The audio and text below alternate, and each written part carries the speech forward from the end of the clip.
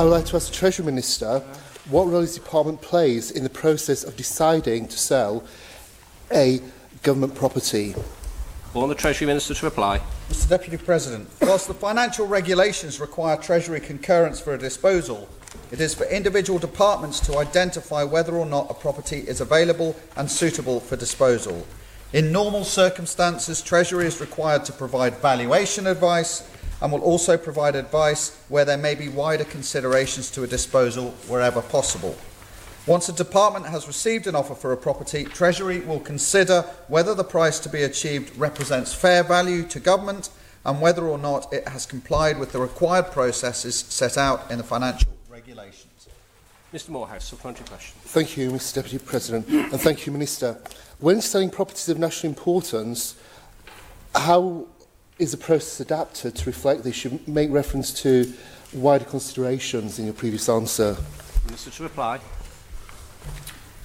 Mr President, there is a broad consultation period undertaken when a property becomes available, and the Honourable Member will find that in these circumstances most government bodies and related statutory bodies will be consulted in order to ensure that we are, as one would say, covering as many bases as possible and alerting people to the fact that a property of this nature is becoming available.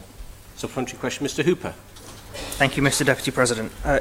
In regards to the process of deciding to sell a government property, does the Treasury Minister agree with me that the process at the moment is currently quite disjointed? And if he would maybe share his views on the possibility of putting all surplus government property into a single agency in order to maximise returns and ensure a better delivery of property sales? Minister to reply. Mr Deputy President, we're always looking at ways to improve our processes and to ensure that we are, the taxpayers, receiving best value for money.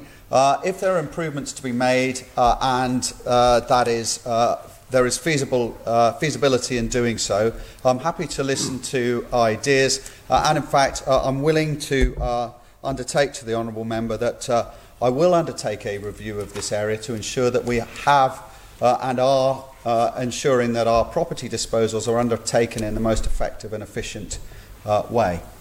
Supplementary question, Mr Moorhouse. Thank you, Mr Deputy Speaker.